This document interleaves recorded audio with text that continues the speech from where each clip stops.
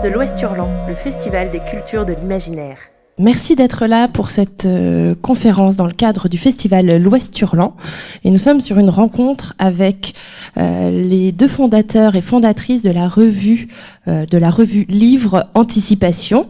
Bonjour Marcus Dupont-Bénard, bonjour Jeanne Lévéder. Merci d'être là avec nous aujourd'hui. Donc, vous êtes tous les deux issus de formation en journalisme et vous êtes d'anciens Rennais. Donc, merci de revenir sur vos terres d'origine pour présenter votre projet. Vous avez fait vos études à Rennes et de votre rencontre est né ce projet de revue Livre. Est-ce que vous pouvez nous dire comment est né le projet d'anticipation, comment ça s'est lancé? Donc le mot rencontre est vraiment très très bien choisi parce que il y aurait pas anticipation sans cette rencontre spécifique en fait. C'est pas comme si on avait juste créé un média ou comme quand on lance une start-up ou un business. C'est vraiment la logique de la rencontre parce que j'avais un embryon d'idée, on va dire, et c'est la rencontre avec Jeanne qui a donné lieu en fait à Anticipation dans la forme dans laquelle il a aujourd'hui. La première fois que Anticipation a été abordée, c'était littéralement dans un couloir de la fac. Il y avait quoi? Il y avait le nom, éventuellement un début de sous-titre, un début de concept, et après c'est à force de se voir au fil de petites réus dans les couloirs de la fac, toujours plus ou moins que c'est né petit à petit. Donc vraiment c'est la rencontre, l'aspect déterminant de la création d'Anticipation. Est-ce que tu veux compléter? Ouais, moi je me souviens aussi du premier moment où on a parlé de science-fiction tous les deux. C'était après un cours parce qu'on était en fac de sciences politiques à la fac de droit pas très loin d'ici, et en fait on s'est rendu compte tous les deux d'un coup que on était tous les deux fans de science-fiction. En fait je crois que c'était George Orwell ou Aldous Huxley, je sais plus, c'était quelque chose sur la question du totalitarisme et de la SF. J'avais une petite fixette là-dessus, moi, à l'époque. Et en fait, là, on s'est dit, oh, waouh, trop bien, et tout. Et t'avais une émission de radio aussi, à Radio Laser à l'époque, qui parlait de science et de science-fiction. Et là, quand j'ai dit que je voulais être journaliste, tu m'as dit, mais vas-y, viens, fais des chroniques. Et j'ai fait une première chronique sur Jules Verne. Et puis voilà, c'était parti comme ça, quoi. Et on s'est bien entendu. Et je pense que du coup, il y a eu ça, ouais. C'était vraiment une rencontre, pour le coup. Le terme est bien choisi.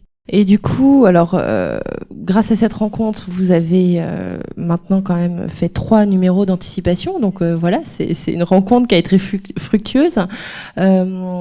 Pourquoi vous avez choisi de faire votre revue? Est-ce que c'est parce que vous trouviez pas d'espace de publication ailleurs ou que vous trouviez pas quelque chose qui correspondait à la forme que vous vouliez faire? C'était quoi la motivation de faire votre propre revue plutôt que d'envoyer des articles ailleurs, à publier dans des trucs qui se publiaient déjà? Je pense, Marcus, tu compléteras, mais il y avait une envie. En fait, je pense qu'on se retrouvait pas dans beaucoup d'autres magazines ou d'autres revues, au sens où on voulait mélanger les sciences, l'imaginaire, les sciences sociales comme les sciences comme la biologie, enfin les sciences qu'on dit dures. Je pense qu'on avait aussi envie d'un format d'enquête de temps long, ce qui n'est pas forcément possible dans les autres médias, et on voulait développer une réflexion sur le long terme. Tout au long d'un numéro et pas forcément faire un article one shot comme ça. La revue elle est construite vraiment comme une enquête, elle se lit du début à la fin et c'est une succession d'entretiens avec des personnes et c'est une réflexion qui se nourrit vraiment pendant longtemps.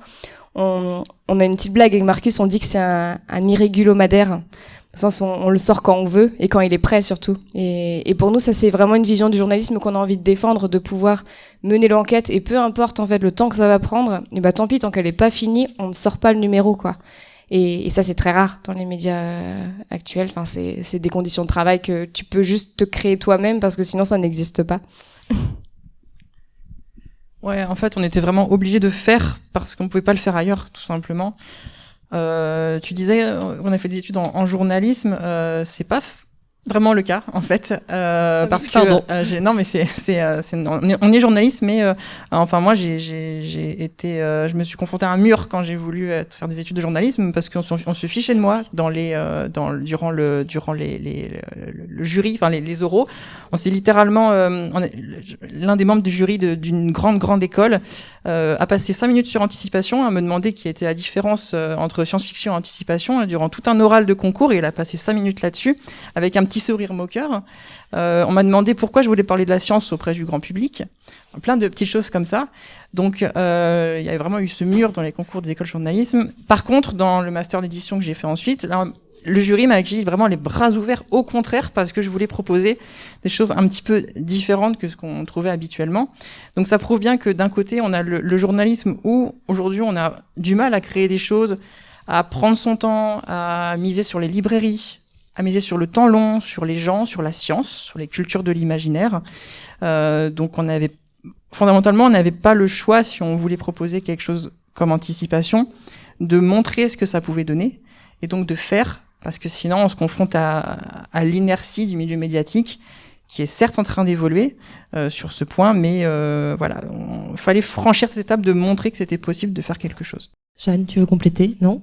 Non, oui, c'est vraiment ça, en fait, le fait de pouvoir se créer soi-même son propre cadre, en fait, pour pouvoir avancer aussi. Je pense que ça s'est construit aussi au fur et à mesure, et on savait pas trop où est-ce qu'on on allait au début. Quand on a commencé, c'était vraiment tâtonnement, la question des entretiens, le succession d'entretiens au fur et à mesure, ça s'est fait au fur et à mesure aussi, où on s'est rendu compte que ces entretiens étaient quand même très chouettes et qu'on voulait les garder entiers. Ouais, je pense que c'était ça aussi, qu'on était encore à la fac aussi quand on a commencé, donc on était assez jeunes, et après notre format s'est dessiné petit à petit, et au fur et à mesure des numéros aussi, ça a évolué un petit peu. Alors justement, par rapport à ces numéros, donc là, alors pour la retranscription, on a les numéros physiquement devant nous, donc je vais les prendre un par un pour en reprendre les titres et les présenter au public. Donc le premier aborde la question du transhumanisme. Donc transhumanisme, la science va-t-elle modifier l'espèce humaine ? Donc on est sur votre toute première enquête. On trouve du coup toute une série d'entretiens sous la version papier qui se complètent dans une version en ligne. Pourquoi ce choix d'avoir du coup ce double format, non pas complètement identique avec le papier et le numérique, mais vous me corrigez, mais il me semble qu'il y a les compléments d'entretien ensuite sur votre site web, c'est ça ?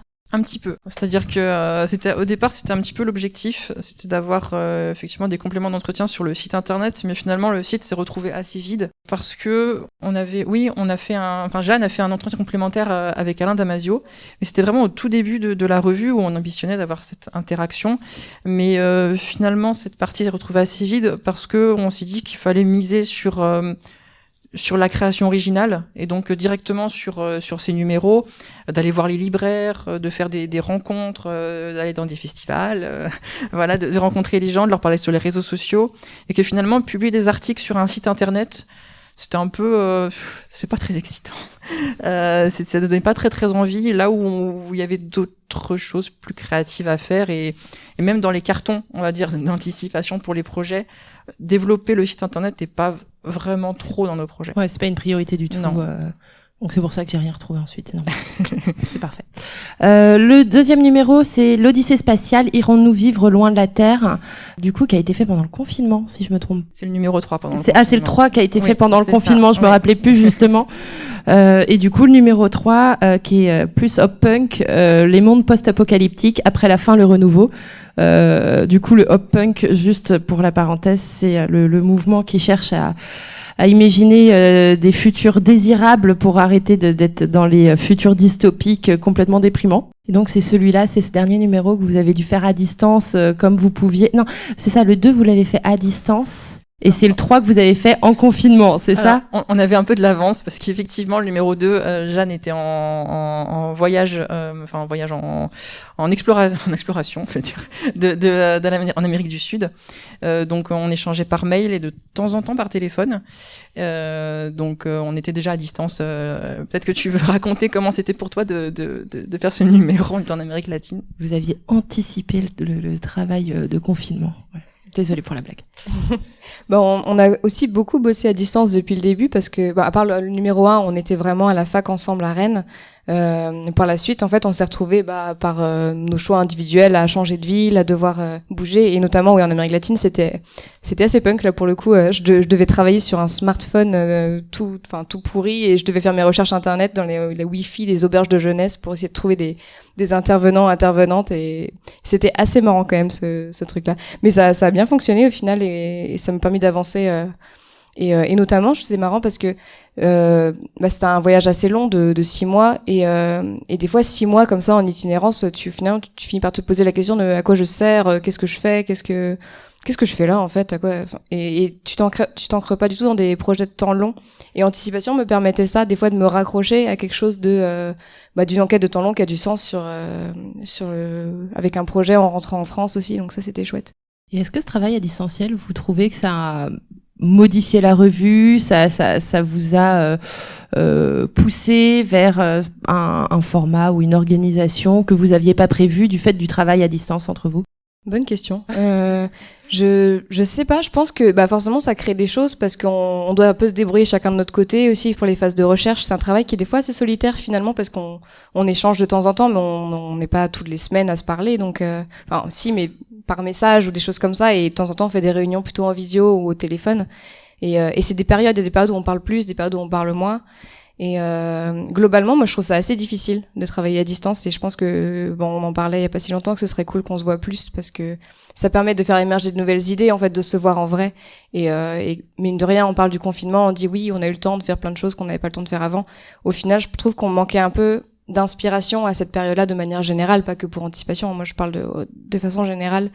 Et je trouve que c'est important de voir les gens et de faire des choses, de se retrouver pour que les nouvelles idées émergent. Je sais pas ce que t'en penses, toi. Je suis d'accord. Voilà.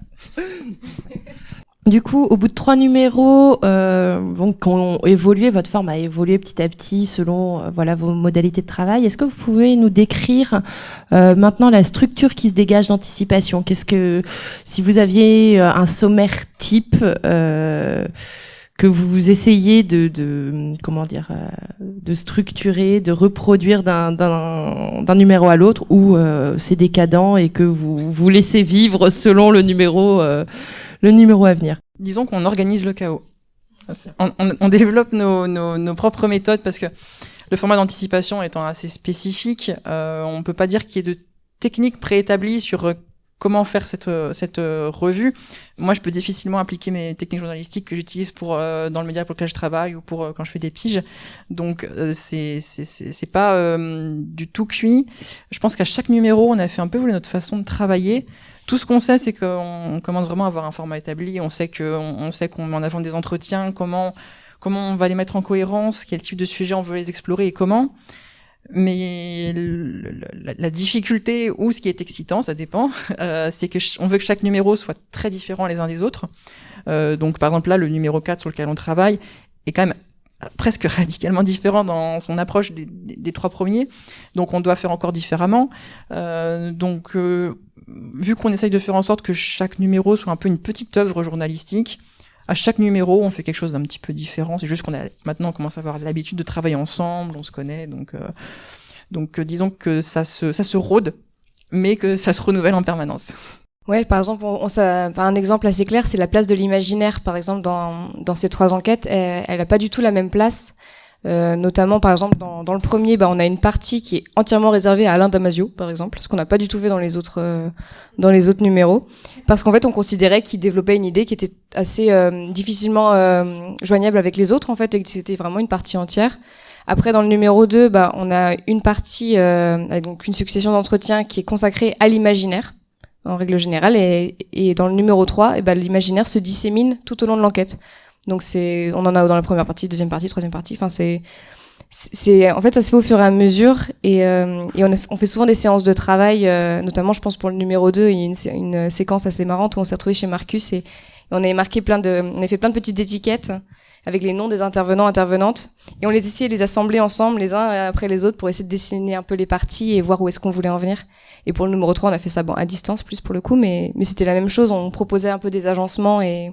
Comme quand on fait le programme des tables rondes, quoi, en fait, pour nous. Ouais, très certainement, ouais. Et c'est ce que je fais aussi, moi, pour le coup, ça se rapproche pas mal à ce que je fais dans le documentaire, parce que je fais du documentaire sonore. Et c'est un peu la même chose aussi, où j'ai plusieurs intervenants, plusieurs idées, et j'essaie de les agencer les uns par rapport aux autres. Et au début, on fait les enquêtes, on se lance, on a une petite idée de là où on veut aller, mais en fait, l'idée évolue au fur et à mesure, et vraiment, il y a vraiment un moment où on se dit, bon, là, c'est bon, on a ce qu'il faut, on a toute la matière. Maintenant, comment est-ce qu'on organise ça pour que ce soit un tout cohérent, et finalement, ça se fait toujours assez bien, hein. Et justement, par rapport à ces entretiens, parce que vous êtes sur des entretiens longs, comment vous les guidez avec vos invités, en fait, non, vos invités, vos personnes interviewées, vous les prévenez du sujet général de la revue et vous laissez couler une conversation, vous préparez vraiment des questions ciblées, en fait, au niveau de votre enquête, c'est qu'est-ce qui crée votre sujet, vous préparez vos questions avant ou vous développez à partir de ce que les gens vous auront dit à travers de longues conversations. On essaye que chaque personne qu'on interviewe ait une place, sa place à part. Parce que le but, quand même, d'anticipation, c'est de mettre en valeur des humains, des personnes, davantage que nous, notre propos journalistique de journalistes, on essaye de les mettre en valeur au maximum. Qu'est-ce qu'ils ont à dire, à offrir. Donc, on essaye d'identifier, comment dire ça, le cœur de leur expertise ou de leur vécu ou de ce qu'ils ont à dire et de dérouler des questions très spécifiques là-dessus. Donc, par exemple, d'abord, on va faire un très long questionnaire, parfois de 2 pages de questions, et on va éliminer au fur et à mesure toutes les questions qui nous apparaissent les plus génériques et que quelqu'un qui n'aurait par exemple pas lu leur œuvre, qui ne se serait pas réellement intéressé à eux, aurait pu poser. Éventuellement, on garde 1 ou 2 questions un peu génériques qu'on va pouvoir prendre en citation et mettre dans l'introduction de la revue, par exemple. Mais on essaye vraiment que chaque interview soit très très spécifique à la personne et de jamais être dans le banal. Et pour les formats d'interview, des fois, ça nous arrivait d'interviewer pas mal de personnes d'origine étrangère, enfin, ou en tout cas étrangères, des Américains, des Américaines, des Autrichiens. Enfin, en fait, du coup, on était obligés des fois de faire des interviews à distance, de pas pouvoir avoir des moments de rencontre avec les personnes. Du coup, c'était plus par mail parfois. Pour leur permettre aussi d'avoir une réflexion construite sur les réponses, parce que des fois quand en fait c'est différent. Moi je pratique les deux dans mon métier documentariste journaliste, d'avoir des interviews vraiment face à face avec la personne qui durent très longtemps et qu'on laisse couler, et des fois des interviews beaucoup plus précises et par mail ça rend pas la même chose. On a plus de spontanéité à l'oral, mais pour autant à l'écrit des fois il y a quand même moyen de développer une réflexion beaucoup plus poussée parfois, donc ça dépend. Les deux créent des choses intéressantes, et en fonction des personnes, on choisit aussi quel type format d'interview correspond le mieux. Quand on a le loisir de choisir. Donc des fois on le fait par téléphone quand même, des fois en face à face aussi. Par exemple Raphaël Granit-Cassagnac, je l'avais interviewé en face à face aux Utopiales. Donc ça dépend vraiment en fait. Mais après moi j'aimerais bien pouvoir les rencontrer plus. Parce que c'est par mail, des fois c'est un peu frustrant parce que finalement ils nous donnent plein de choses et c'est passionnant et on a juste envie de creuser encore plus. Parfois on renvoie des questions quand même pour qu'ils complètent, si jamais on a des interrogations en plus et si on sent qu'ils ont creusé un truc intéressant. Mais voilà. On essaye quand même d'un point de vue éditorial et journalistique. Je trouve que le journalisme manque d'humanité de manière générale, et même dans notre façon. En fait, si on se regarde le nombril et qu'on attend d'obtenir la réponse que l'on veut avoir, il y a un moment où voilà, et je trouve on a tendance à ne pas assez se projeter sur, enfin les journalistes ont tendance à trop projeter, au contraire, justement un résultat, et c'est vrai qu'avec Anticipation on essaie de laisser plus de liberté aux personnes qui veulent nous répondre. Donc quand c'est par écrit par exemple, on leur dit vous nous rendez les réponses quand vous avez envie, vous prenez votre temps, vous pouvez supprimer cette question si vous avez rien à dire dessus. On essaie de laisser un maximum de liberté aux gens. Quand c'est par téléphone, on rebondit sur ce qu'ils ont à dire et on va, ou en rencontre, par téléphone ou en rencontre, on va abandonner des questions, en rajouter. On essaye vraiment d'être des médiateurs et médiatrices de ce que les gens ont à dire, et de pas, de pas être obtus. Du coup, ça vous permet vos enquêtes effectivement d'être hyper plurielles aussi, en tout cas moi j'ai surtout lu en fait les 2 premières. J'ai toujours pas eu le temps de lire le 3e numéro, désolée, mais je les ai lus à leur sortie, et c'est vrai qu'il y a cet aspect, ça prend le temps vraiment de rentrer en profondeur dans les sujets, là où ça peut aller effectivement assez rapidement, ce que j'avais lu surtout sur le transhumanisme, où je me disais voilà, il y a des aspects qui sont pas forcément abordés autant en profondeur que ce que vous avez pu prendre le temps d'aborder. Et du coup, ça fait que vous avez choisi ce format que vous décrivez comme revue livre. Est-ce que vous pouvez juste essayer de développer un peu cette appellation que j'ai pas trop retrouvée. Alors si il y a eu récemment un MOOC, un magazine book qui qui avait l'air de vouloir présenter un truc un peu similaire, mais pour moi, j'ai votre revue livre Anticipation qui est qui date de bien avant le MOOC, a quand même des particularités que je voulais vous entendre décrire. En fait, l'avenir du journalisme se passe en librairie, je pense. En plus du numérique. Évidemment, on doit développer de nouveaux formats intéressants de manière multimédia sur le numérique. Et c'est ce que je fais en tant que journaliste à côté dans le groupe Humanoïde avec Numérama et tout. Mais je pense qu'un autre pan du journalisme qui est encore pas assez creusé, ce sont les librairies et les livres. Et je pense qu'on a besoin des livres pour exprimer des propos journalistiques qui sortent un peu plus du commun, qui soient plus proches des gens, du réel, et aussi qu'il y a tellement de formats possibles quand on prend un livre. Enfin, Anticipation a son format, mais il y aurait des dizaines d'autres formats à faire qui ne seraient pas forcément dans le format MOOC. Le MOOC se rapproche quand même beaucoup du magazine, mais de manière un peu plus chic, avec un beau papier. Ça se rapproche quand même aussi pas mal du livre, mais même sur un format plus proche encore du livre à proprement parler, sans être dans un pur essai avec juste du texte. Il y a tellement de choses à créer. Enfin, au final, on a juste une reliure, du papier, dedans on peut faire tout ce qu'on veut et c'est complètement génial. Il y a tellement une aventure éditoriale à avoir de ce côté-là, sachant que le journalisme est un peu a du mal en ce moment, on va dire. Je pense qu'il y a, les librairies sont une voie de création pour que le journalisme devienne davantage un art. Oui, je pense que t'as tout dit. En fait, il y a un truc on n'avait pas envie de s'éloigner complètement du journalisme, d'où l'envie que ce soit une revue quand même, parce que c'est une écriture journalistique, c'est une enquête journalistique. Et pour autant, on avait envie de les explorer du côté du livre aussi et des librairies. Moi par exemple, j'adore aussi, il y a plein de revues qui sont éditées, qui sortent en librairie, comme la revue 21, des choses comme ça, qui permettent aussi des enquêtes de temps long. Bon, c'est des formats très différents parce qu'ils ont plein de thématiques au sein de chaque numéro. Mais je pense qu'on avait envie de se rapprocher un peu de ce truc-là aussi. Et on avait aussi envie que ce soit un objet assez facilement transportable et qui soit pas trop gros, qui soit un livre un peu rapide aussi à lire. Enfin, rapide. C'est quand même faut être concentré. C'est rapide, mais... Non, il faut quand même prendre le temps de se concentrer pour le lire. On va pas lire ça entre deux stations de métro, vite fait, 5 minutes par-ci, 5 minutes par-là. Oui, peut-être pas, j'exagère. Mais... Peut-être que certains, oui. Je dis ça. En tout cas, c'était pas mon cas. Non, je pense qu'on avait envie, en tout cas, d'une prise en main assez facile aussi et un prix abordable aussi pour permettre à un maximum de gens de le lire. C'était un peu l'objectif aussi. On n'avait pas envie de se cloisonner avec un public de personnes qui sont vraiment, par exemple, centrées sur les cultures de l'imaginaire. On n'avait pas envie de s'enfermer. En fait, on avait envie aussi de mettre sur le tapis des thématiques qui ne sont pas forcément mises en avant dans les d'autres médias.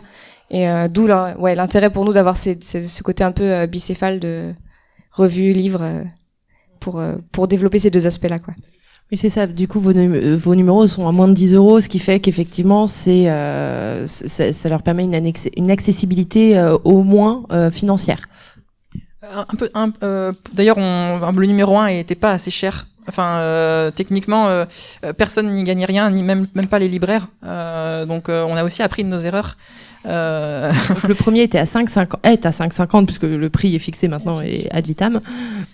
Effectivement, il était à 5,50. 8,50 et 8,90. 8,70 pour le troisième. Ne faites jamais ça. Enfin, vraiment, un livre à 5,50 €, on gagnait 20 centimes, nous. Donc, imaginez les libraires, tout le marché. Enfin, quand on veut lancer un projet comme celui-ci, il faut pas non plus sous-vendre son projet.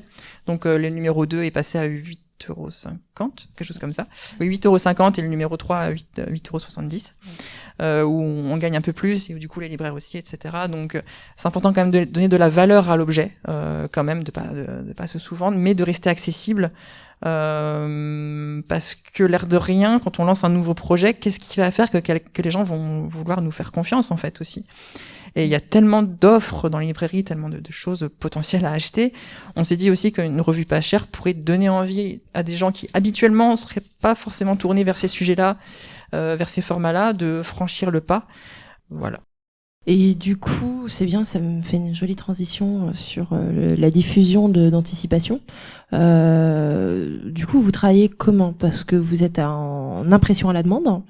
Vous avez travaillé comment jusqu'à maintenant? C'est vous qui avez démarché les libraires pour que vous soyez disponible. Moi, je vous ai trouvé en librairie spécialisée imaginaire, en fait, hein, donc c'était assez logique de vous trouver là. Vous avez fait comment pour être disponible en librairie? On est passé par un distributeur. Enfin, en fait, on fait de l'impression à la demande. C'était la solution la plus viable par rapport à notre projet, sa nouveauté, les prises de risque, tout ça. Et on est passé par un service qui s'appelle Books on Demand, qui permet d'être disponible dans le catalogue d'Illicom, qui est un catalogue accessible dans toutes les librairies de France. Donc, on était disponible, mais pas automatiquement dans toutes les librairies. Donc, nous, après, on avait le taf d'aller voir les libraires, de leur envoyer des mails ou d'aller directement les voir, la revue en main. De faire la diffusion, voilà, pour parler avec les gros mots du circuit du livre. C'est quand même un travail super chronophage. Ah oui, c'est énorme, ouais. Bah, on a des tableaux Excel énormes avec tous les nombres les noms des librairies qui sont susceptibles d'être intéressées, que ce soit, on a quand même ciblé, parce qu'on peut pas appeler toutes les librairies françaises possibles. Du coup, on aimerait bien, mais ça prend un temps fou, quoi.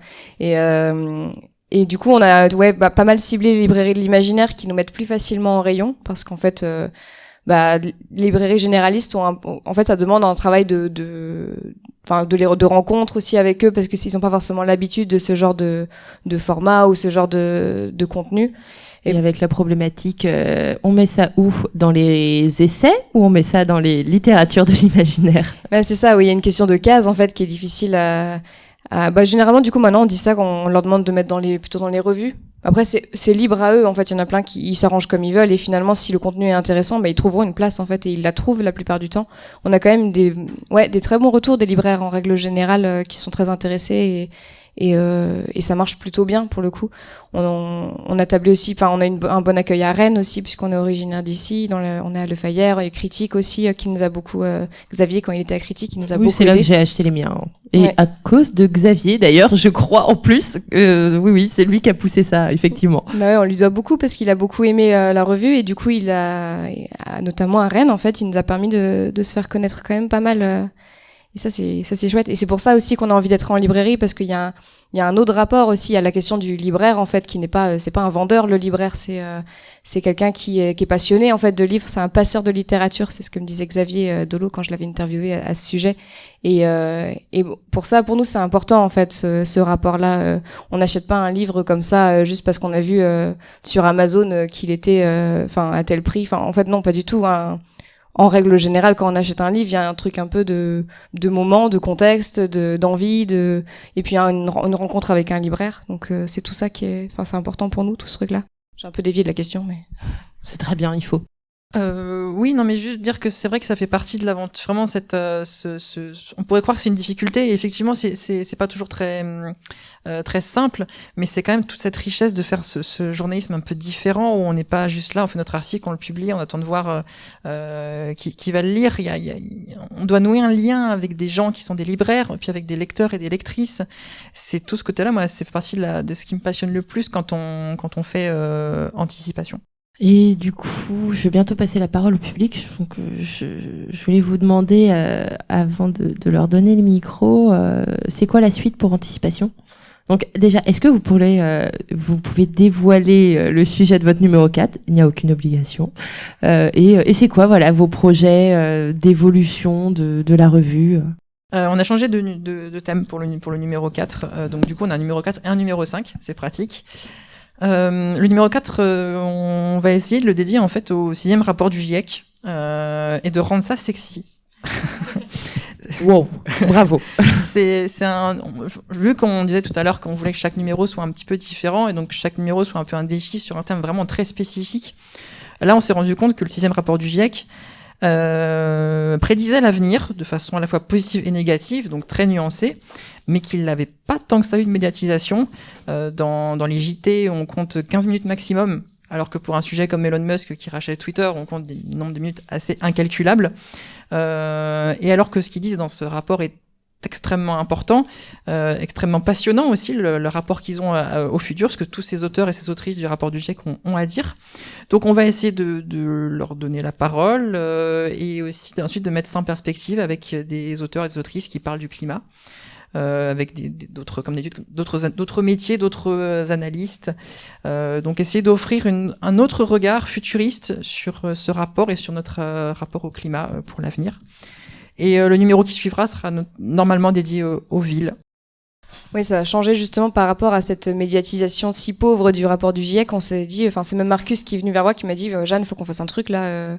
Enfin, c'est con, mais en fait, c'est le climat, c'est quelque chose qui nous angoisse tous, notamment les plus, peut-être aussi particulièrement les plus jeunes générations, parce que on voit que, enfin, quand on entend les discours de on a 3 ans, on a 3 ans, non, on n'a pas 3 ans en fait devant nous, c'est maintenant qu'il faut que ça change. Et pour autant, je sais pas, après je parle de point de vue personnel, mais quand on voit les résultats des dernières élections, c'est un peu inquiétant. Enfin, moi je trouve ça très inquiétant. Donc voilà, on s'est dit vas-y, on va sur ce terrain-là, quoi. Même si après déjà dans d'autres revues, par exemple dans le numéro 3, il y a une dimension écolo déjà très présente, et même dans le numéro 2 aussi, on parle pas mal de ça aussi, du fait que c'est cool d'avoir le regard vers les étoiles, mais aussi ce truc de prendre soin de ce qu'on a nous, et qu'au final cette planète elle est quand même assez unique, et enfin unique on sait pas, mais en tout cas il y a quelque chose de très précieux à conserver. Donc ouais, j'ai l'impression que même dans les villes, en fait, on a envie d'explorer la question des villes d'un point de vue très écologique. J'ai l'impression que c'est un peu le chemin qu'on prend en ce moment. Après, peut-être que ça changera, peut-être qu'on ira vers des trucs un peu plus, je sais pas, par exemple du cyberpunk, des choses comme ça par la suite. Je suis pas sûre. Je pense que c'est des thématiques qui nous touchent tous les deux particulièrement et qu'on a envie d'explorer. Ouais, comment vous vous mettez d'accord sur un sujet d'ailleurs? J'aurais dû commencer par là d'ailleurs. Ça dépend. Ouais, c'est des discussions. Ça dépendait des numéros en fait. Le premier par exemple, quand on s'est rencontrés, toi t'avais déjà l'idée de ce thème, je crois. Oui, il nous fallait un thème fort, et c'est vrai que je faisais mon mémoire sur le transhumanisme à travers le totalitarisme, donc ça me paraissait fort. Et aussi c'était un sujet qui était très très peu abordé. Donc juste vu que j'avais commencé à travailler dessus, on s'est dit que c'était une bonne piste. Et puis pareil, l'espace, c'était toi qui avais commencé à travailler dessus avant. Donc ça se fait naturellement. Le post-apo, je saurais pas dire. Ouais, peut-être. Mais juste pour compléter juste sur une chose, sur le fait qu'on veuille faire, par exemple, qu'on ait changé d'avis, qu'on ait voulu faire un numéro sur le rapport du GIEC, c'est là qu'on s'est dit qu'un format comme Anticipation pouvait apporter quelque chose. Enfin, moi, j'étais là en tant que journaliste scientifique à faire des articles et que j'espère être de qualité, mais je me disais, est-ce qu'il manque pas une dimension à tout ça, à la façon dont je suis en train de traiter cette information? Et je me suis dit, mais les librairies et qu'il y avait peut-être quelque chose à faire justement avec ce qu'on avait sous la main depuis le début, Anticipation, et que peut-être on pourrait offrir un regard différent, plus apaisé, vous donner envie de vous intéresser au rapport du GIEC quand vous ne vous y intéressez pas naturellement, ou de creuser encore davantage. Donc c'est vraiment, on s'est dit vraiment, c'est l'occasion. Donc j'ai envoyé un message à Jeanne, et après en général on négocie, on se connaît bien. Chacun sait renoncer à un moment ou encore être convaincu par l'autre. Donc vu qu'on est un duo, il n'y a jamais de souci là-dessus. Ouais, j'avoue qu'au début, moi j'étais un peu genre, oh là, qu'est-ce que c'est, un rapport sur le rapport du GIEC, c'est vrai que c'est pas très sexy quoi, vu comme ça, mais au final, quand tu développes la question, tu te dis, non, en fait, il y a plein d'experts qui ont travaillé sur la question depuis des années, qui sont passionnants à écouter. Et toi, t'avais travaillé déjà dessus un petit peu avant. Du coup, tu t'avais exploré tout ça. Moi, je l'avais juste regardé et je m'étais dit, oh mon Dieu, quel enfer. Et je m'étais arrêtée là, alors qu'en fait, non, il y a moyen de creuser encore, en fait. Et il y a tellement peu de gens qui le lisent parce que c'est vrai que c'est pas sexy, quoi. Rien que le mot rapport, déjà, ça fait pas rêver. Et GIEC avec un acronyme, c'est pas fou, quoi. Alors qu'en soi, ça parle de choses, ça parle de nous maintenant, du futur vraiment proche, et il faut un boulot d'anticipation qu'il est important de reconnaître et mettre en valeur. Un tout petit complément rapide.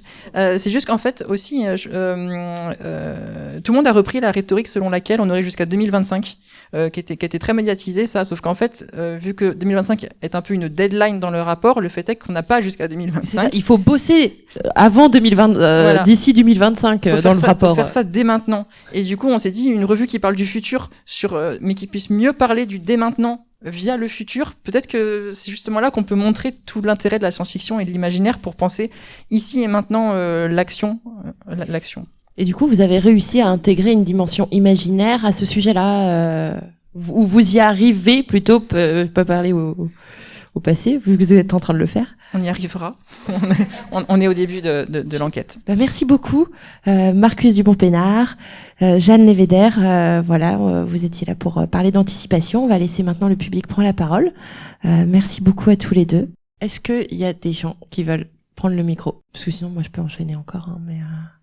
Mais généralement, il y a toujours des questions chouettes du public. Bonjour Marcus et Jeanne, je suis trop contente de vous revoir. C'est trop bien, je crois qu'on s'est... je sais même pas si on s'est déjà vu en vrai. Je crois que si, il y a longtemps, aux Utopiales, mais... Bonjour, je suis doctrice. Non, en fait, c'est une question plus... par empathie, gérer le rapport du GIEC, moi, ça me file des cauchemars.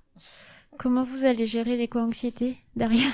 Alors, honnêtement, on a géré du post-apo en pleine pandémie. Donc, on peut, je pense qu'on pourra. Et aussi, enfin, tu vois, le numéro sur le post-apo, on l'a axé renouveau, espoir et positivité. Donc, on a parlé de la fin du monde dans la joie et la bonne humeur.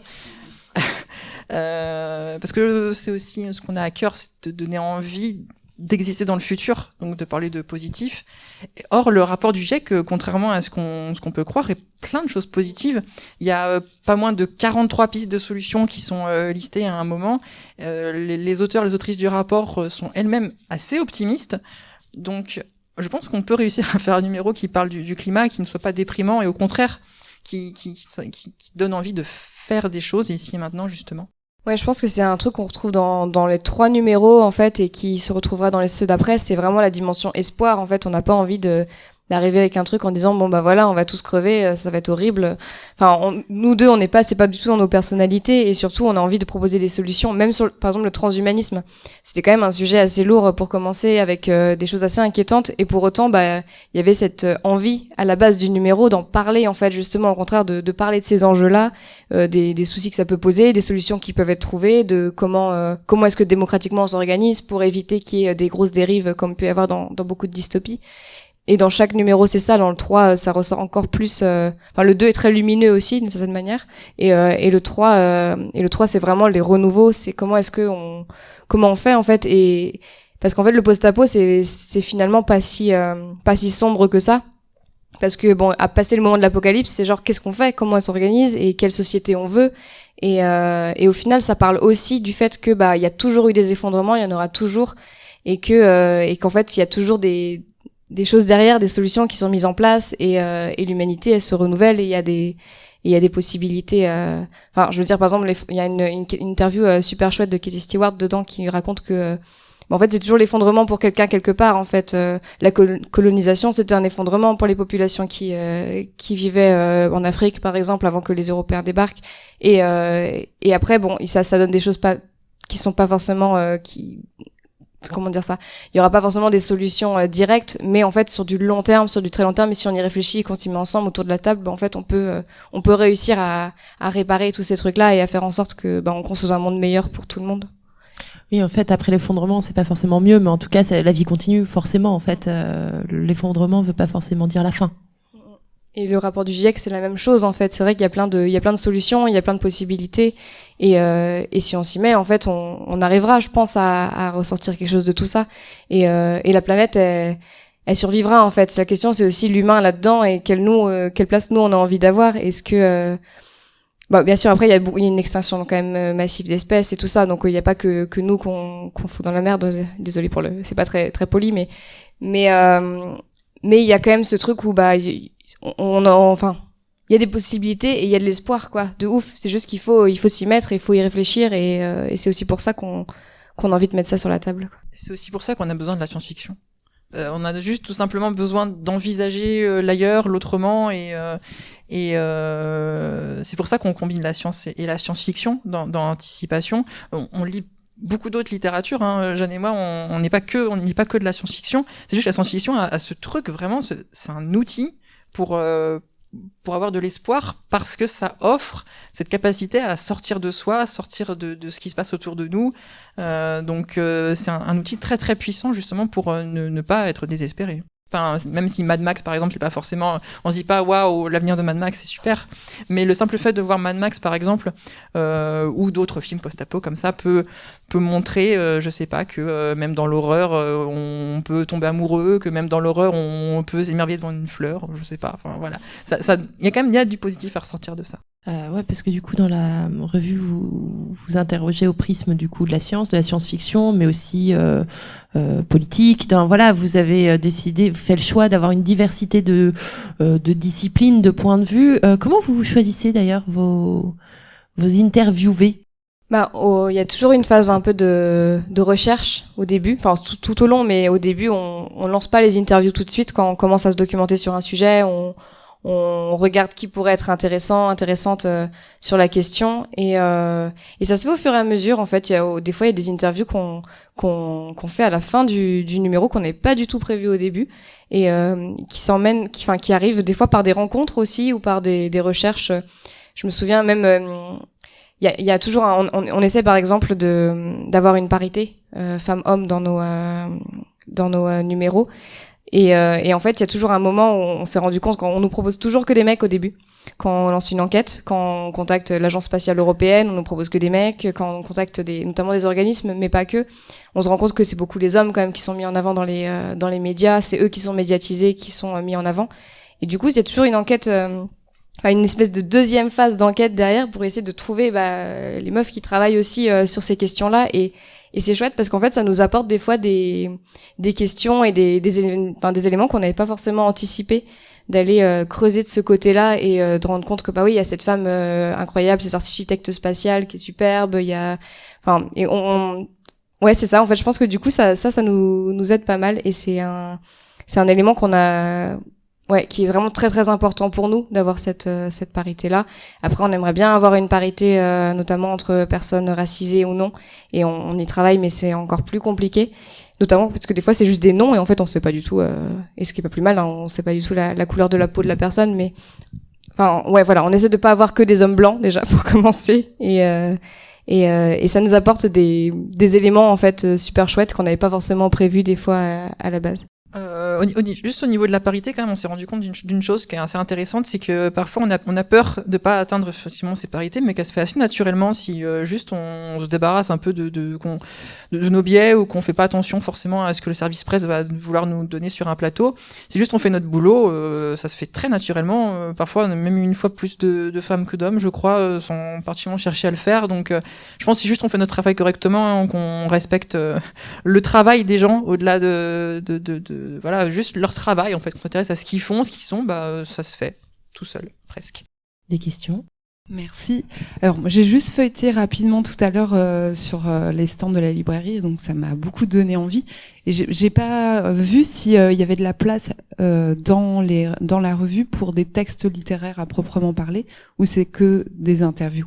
On nous pose beaucoup cette question de savoir quand est-ce qu'on intégrerait de la fiction dans Anticipation. Effectivement, on n'en a pas dedans.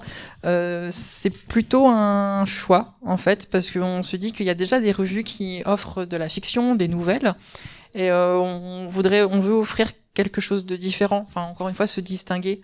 Et nous, on se base sur des entretiens vraiment avec des personnes. Pourquoi est-ce qu'il y aurait une nouvelle, par exemple, à tel ou tel endroit? On voyait pas trop comment, en fait, caser ça dedans. Mais on l'exclut pas. Pour l'avenir, c'est une possibilité, d'autant qu'on nous le demande beaucoup. Mais ça pourrait être intéressant, par exemple, un numéro sur les villes où il y a plein d'interviews. Et soudain, il y aurait une nouvelle, justement, qui nous raconte un aspect un peu science-fictif, intéressant, un quartier, quelque chose.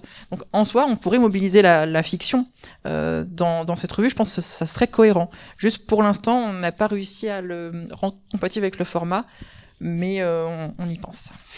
Combien d'exemplaires pour chaque numéro?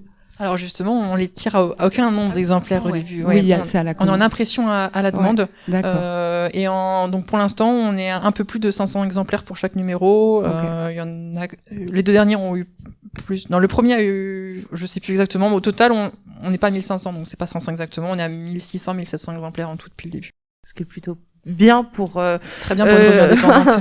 Des numéros de niche, je veux dire un format dans une niche qui est l'imaginaire, et c'est déjà un format qui lui-même est atypique, donc c'est quand même parce que souvent les essais dans l'imaginaire on les tire généralement on est plus autour de 1000 exemplaires pour les éditeurs installés. Donc c'est un bon succès pour Anticipation et pour un petit ovni dans le paysage éditorial imaginaire et revue. Et en plus, ça s'installe. Enfin, en fait, les ventes ne désemplissent jamais. En fait, ça, c'est vraiment ce qu'on voulait. C'est les médias ou les magazines peuvent être d'un coup et après ça disparaît. Tandis que là, ça reste constamment. On a tout le temps de nouvelles personnes qui nous découvrent et qui achètent la revue en librairie ou en festival. Donc ça se maintient, ça augmente et ça se construit doucement et solidement. Et c'est on apprécie ce côté-là avec Jeanne. Ouais, puisque c'est des enquêtes qui se présentent sur le temps long. Et du coup, y a pas ce côté journalisme immédiat, information qui va se périmer. Le numéro sur le transhumanisme qui est sorti, alors c'était quoi? C'était 2018. Ouais, c'est ça, 2018. En fait, on est 4 ans plus tard, on peut toujours le lire en fait. Il y a une grosse partie du contenu qui n'est pas périmée. Ce sont pas fondamentalement des informations en fait qu'on transmet dedans, mais plutôt des connaissances. Donc c'est du journalisme documentaire en fait, si on veut. Bonjour. Qu'est-ce qui vous plaît le plus entre transmettre ou apprendre? Ça, parce que au final vous apprenez aussi en interviewant, donc je me posais la question. Les deux en fait. C'est-à-dire que la passion de transmettre commence par apprendre. Donc quand on est en train de préparer la revue, on découvre tellement de choses et on est tout excité à l'idée qu'on va pouvoir offrir ça à des gens qui eux aussi à leur tour vont apprendre. Donc je pense que c'est tout simplement ça s'imbrique en fait. Donc le bonheur d'apprendre et de rencontrer toutes ces personnes infuse la revue. Et ensuite, c'est le plaisir de voir que les gens vont feuilleter, revenir vers nous plus tard en disant j'ai appris plein de choses ou je me suis posé plein de questions. C'est cette imbrication, je trouve ça passionnant, génial à vivre. Voilà. Je pense que c'est aussi pour ça qu'on fait ce métier-là, en fait, et qu'on l'a choisi de base d'être journaliste. C'est ouf parce qu'en fait, on va toujours bosser sur des sujets différents. Et bon là c'est sur des enquêtes de temps long, donc on sait qu'on travaille sur une thématique pendant très longtemps, donc on a le temps de la creuser, on apprend de vraiment creuser le truc. Et pour autant, on sait pas quelles seront les prochaines thématiques sur lesquelles on va se pencher et qui vont nous ouvrir des mondes. Et l'idée, c'est vraiment ça, ouais, de s'ouvrir à soi des mondes et les ouvrir après aux autres. Et c'est superbe en fait, et de se nourrir de rencontres, se nourrir de toutes ces choses qu'on apprend, qu'on peut développer, et qu'on peut creuser. Et c'est ça qui est cool aussi avec le format de l'enquête, parce qu'il y a vraiment quelque chose où on sait pas forcément où on va au départ, et on se laisse guider quoi. Et c'est assez ouf. Et puis après, de transmettre, c'est un truc important. On aime bien, par exemple, rencontrer les personnes qui nous lisent, de venir en festival, tout ça. On est venu aller plusieurs fois aux Utopiales, et il y a ici maintenant à Rennes, il y a plein de choses qui sont très chouettes dans ces moments-là aussi, parce qu'en fait, les personnes vont des fois aussi trouver des choses dans nos numéros qu'on n'avait pas forcément pensé. Il y a toujours un échange très chouette à ce niveau-là. Donc en fait, c'est un bon mélange. Mais on aimerait bien, moi en tout cas personnellement, j'aimerais bien encore plus aller à la rencontre des gens après et pouvoir en parler encore plus. Parce que c'est même des fois un peu frustrant, on fait un numéro et puis après on passe au suivant et hop, c'est parti. Et on aimerait bien des fois, on disait ça pour le numéro 3, qu'on aimerait bien l'explorer encore un petit peu plus après, quoi. Parce que c'est dur de partir ensuite. En fait, on a besoin d'une pause après chaque numéro parce qu'on y met tellement de cœur et d'énergie que juste quand on a fini le numéro 3, on n'a pas commencé directement à bosser sur un numéro 4, on avait juste besoin de respirer et puis de parler du numéro qu'on venait de terminer. C'était important pour nous. Bah du coup, le numéro 3, à moins qu'il y ait une question dans le public, qu'est-ce que vous voudriez en dire chacun là sur ce numéro 3 pour pousser les gens à vous suivre jusqu'à l'espace librairie pour la dédicace qui suit dans 8 minutes? Je pense que ce numéro était plus important pour moi que les deux précédents déjà, parce que on est typiquement dans une approche, je pense, qui peut aider à réparer. C'est-à-dire, la science-fiction, on peut la voir comme un vecteur pour penser à la société, tout ça, mais aussi pour nous, et ça apprend à découvrir que le positif, c'est pas que quand on nous vend du bien-être ou du feel-good en bouteille. Ça peut aussi se trouver dans des œuvres tout simplement critiques. J'ai pas fait exprès, Fanny. Et aussi qu'en ce moment, on a terriblement besoin de nouvelles choses, de renouveau, et que le post-apo nous apprend que quand tout s'effondre, eh bien, on peut tout reconstruire. Voilà, donc c'est ce positif-là qu'on veut véhiculer. Ouais, ce truc de l'espoir en fait dont on parlait tout à l'heure en fait, je pense que c'est ça le point fort et on réfléchit aussi à une autre façon de poursuivre les numéros sous format de podcast aussi parce que bah moi je fais du son, c'est mon métier aussi à côté et du coup bah on aimerait bien développer ce côté-là. Là on n'a pas encore défini exactement comment est-ce qu'on va s'organiser mais on aimerait bien parce qu'en fait il y a pas mal de podcasts là, il y a vraiment un essor du podcast depuis quelques années, c'est assez ouf. Mais pour autant, moi je trouve que dans le paysage du podcast, c'est quand même souvent la même chose, des interviews avec une personne, avec une voix nue et avec pas forcément d'habillage sonore et tout ça. Et du coup, moi j'aimerais bien explorer ce truc-là de prendre de faire des entretiens avec des personnes, de les mêler un peu comme dans l'anticipation en fait, d'avoir plusieurs voix qui se mêlent et qui s'entremêlent autour d'une thématique. Et habiller ça avec des paysages sonores, mais aussi pourquoi pas de la création musicale pour rester dans ce domaine de la création et ça c'est quelque chose qui pourrait être très riche par la suite. On y réfléchit pas mal. Là je travaille sur un numéro sur l'espace, un numéro n'importe quoi, un épisode d'essai un peu. Après je sais pas si ce sera dans le cadre d'anticipation, c'est dans le cadre d'un autre travail aussi à côté. Mais je pense qu'on va peut-être explorer ce côté-là qui permettrait d'avoir une autre matière aussi à travailler parce que c'est pas des interviews écrites, là c'est à l'oral, donc comment est-ce qu'on manie la voix des gens, comment est-ce qu'on va à leur rencontre, quel son on prend aussi en dehors, donc voilà, ça permettrait de dire d'autres choses et ça c'est un truc sur lequel on travaille en ce moment. Et d'autres idées de format, d'autres choses pour continuer Anticipation après la fin du numéro, donc des rencontres, du podcast, est-ce qu'il y aurait d'autres trucs? Oui. Peut-être. Déjà on se concentre sur continuer à développer ce format-là, mais évidemment on a plein d'idées, plein d'envies, mais parfois il faut aussi un petit peu se cadrer parce qu'il faut se concentrer sur ce qui est déjà là et le faire venir aux gens. Donc j'espère que ça vous aura donné envie de venir vers Anticipation. Et puis ouais, là c'est pour l'instant on se rémunère pas du tout en fait avec Anticipation, donc il y a aussi ce truc là un petit peu. J'aurais pu poser la question, est-ce que vous pouvez en vivre, est-ce que vous rentrez dans vos frais parce que vous devez engager des frais pour faire toutes vos interviews et tout ça, je suppose, hein. Est-ce qu'au moins vous rentrez dans vos frais et à quelle perspective vous pensez pouvoir vous payer?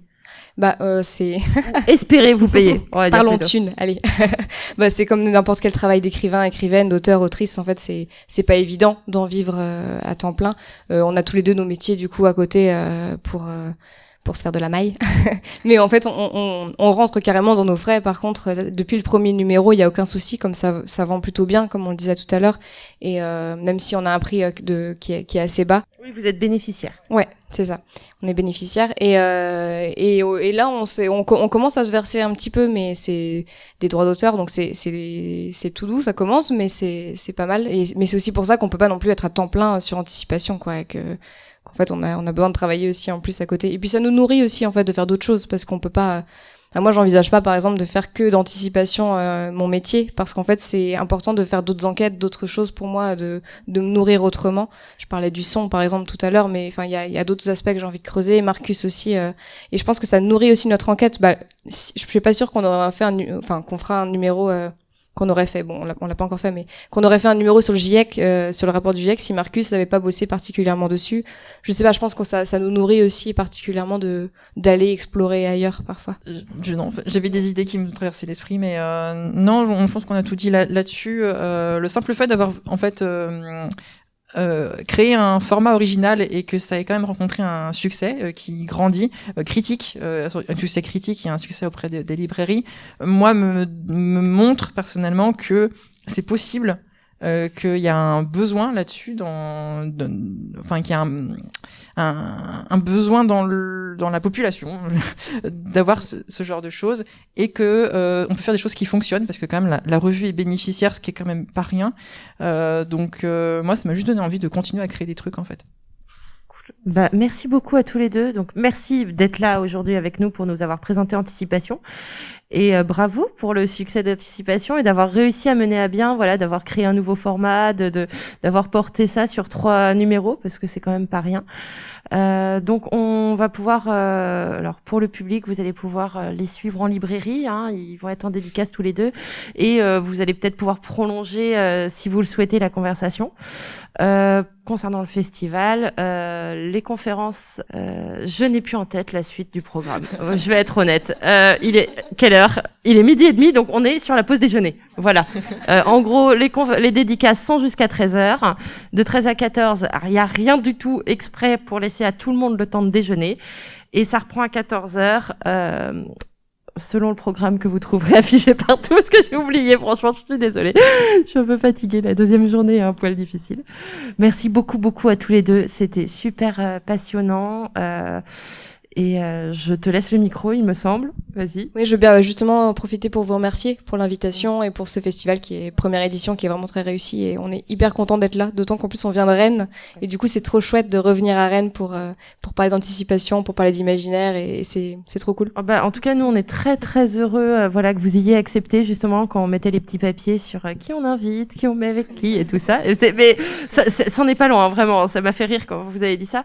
Il y avait vraiment cette volonté, alors, et beaucoup portée par Xavier Dolo, notre directeur artistique, de faire de la place à tout le monde dans les invités, que ce soit des petits jeunes qui viennent d'arriver, comme je crois que c'est comme ça qu'il avait écrit le petit résumé, comme des personnes très bien installées dans le milieu de l'imaginaire, genre Pierre Bordage, et de mettre tout le monde au même niveau, d'inviter tout le monde au même titre, parce que c'est la pluralité des voix autour d'un sujet qui font la richesse d'un sujet. Et si on invite constamment les mêmes personnes, en fait, on va juste appauvrir le genre. Et c'est le cas pour tout. Et je pense que, en tout cas, là, je parle au nom de l'équipe d'orga du festival. On avait vraiment envie de continuer à enrichir ce que l'imaginaire peut apporter à notre petite échelle. On n'est pas auteur, on n'est pas grand chose dans le milieu. On voulait juste y participer de cette manière-là. Donc, merci beaucoup d'avoir participé à enrichir encore l'imaginaire. Je pense qu'on a encore beaucoup. On souhaite avoir beaucoup d'éditions pour continuer à le faire. Voilà. Merci à vous.